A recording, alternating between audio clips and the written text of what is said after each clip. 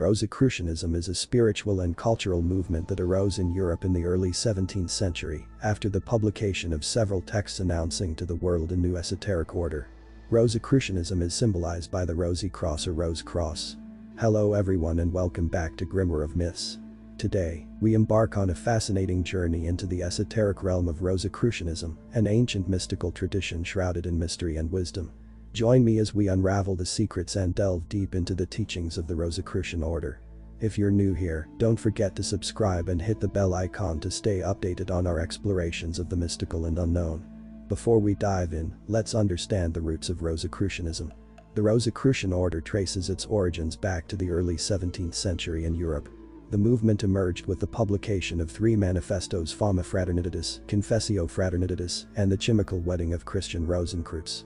These documents laid the foundation for a mystical and alchemical tradition that sought to combine spiritual insight with scientific understanding. The Fama Fraternitatis presents the legend of a German doctor and mystic philosopher, referred to as Father Brother CRC. Later identified in a third manifesto as Christian Rosencreutz or Rose Cross. The year 1378 is presented as being the birth year of our Christian father, and it is stated that Rosicrucian lived 106 years. After studying in the Middle East under various masters, he was unable to spread the knowledge he had acquired to prominent European scientists and philosophers. Instead, he gathered a small circle of friends, disciples, and founded the Rosicrucian order. During the lifetime of CRC, the order was said to comprise no more than 8 members, each a doctor, and all bachelors of vowed virginity.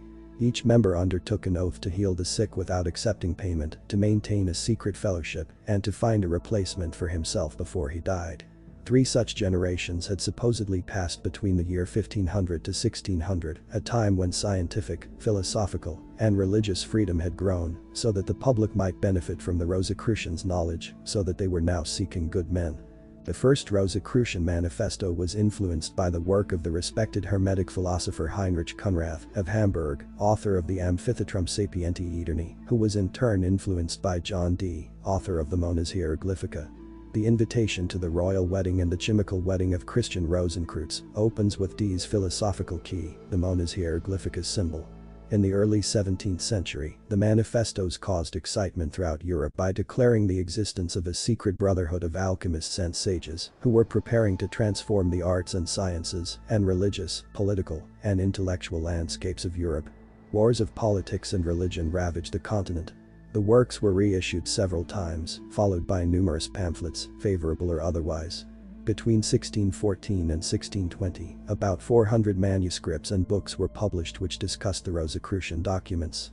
The legendary first manifesto, Fama Fraternitatis Rosicrucis 1614, inspired the works of Michael Mayer of Germany, Robert Flood, and Elias Ashmole. Some later works impacting Rosicrucianism were the Opus Maga Kabbalisticum et Theosophicum by George von Welling of alchemical and Paracelsian inspiration. Michael Mayer was appointed Count Palatine by Rudolf II, Holy Roman Emperor, King of Hungary, and King of Bohemia. He also was one of the most prominent defenders of the Rosicrucians, clearly transmitting details about the Brothers of the Rose Cross in his writings. Mayer made the firm statement that the Brothers of RC existed to advance inspired arts and sciences, including alchemy. Researchers of Mayer's writings point out that he never claimed to have produced gold, nor did Heinrich Conrad or any of the other Rosicrucianists. Their writings point toward a symbolic and spiritual alchemy, rather than an operative one. In a combination of direct and veiled styles, these writings conveyed the 9 stages of the evolutive transmutation of the threefold body of the human being, the threefold soul, and the threefold spirit, among other esoteric knowledge related to the path of initiation. In his 1618 pamphlet, Pia et Utilissima Admonitio de Fratribus Rosicrucis, Henricus Neuhusius wrote that the Rosicrucians departed for the East due to European instability caused by the start of the 30 Years' War. In the first half of the 20th century, René Guénon, a researcher of the occult, presented this same idea in some of his works. Arthur Edward Waite, an eminent author of the 19th century, presented arguments contradicting this idea. It was in this fertile field of discourse that many Rosicrucian societies arose. They were based on the occult, inspired by the mystery of this College of Invisibles. Legacy in esoteric orders. The according to Jean-Pierre Bayard, two Rosicrucian-inspired Masonic rites emerged toward the end of the 18th century, the rectified Scottish Rite, widespread in Central Europe, where there was a strong presence of the Golden and Rosy Cross, and the ancient and accepted Scottish Rite, first practiced in France, in which the 18th degree is called Knight of the Rose-Croix. Golden and Rosy Cross, was founded by the alchemist Samuel Richter, who in 1710 published the true and complete preparation of the Philosopher's Stone by the Brotherhood from the Order of the Golden and Rosy Cross in Breslau, under the pseudonym Sincerus Renatus in Prague, in the early 18th century, as a hierarchical secret society composed of internal circles, recognition signs and alchemy treatises.